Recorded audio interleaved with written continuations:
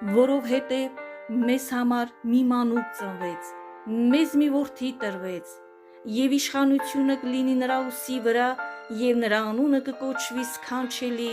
խորհրդական, հզոր Աստված, հավիտենականության հայր, խաղաղության իշխան։ Եսայի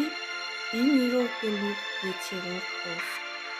Հիսուս Քրիստոսը իր գերբնական ծնունդից սկսած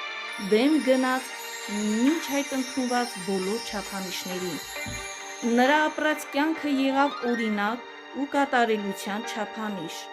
Նրա ասած խոսքերը կյանք տվող խոսքեր, նրա մեկնած ձեռքը բժշկող ու փրկող։ Նա փոխեց ողջ մարդկության պատմության ընթացքը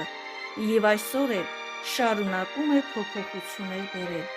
Պատահական չէ, որ հրեշտակներն այս խոսքերով ավետեցին Հիսուսի ծնունդին։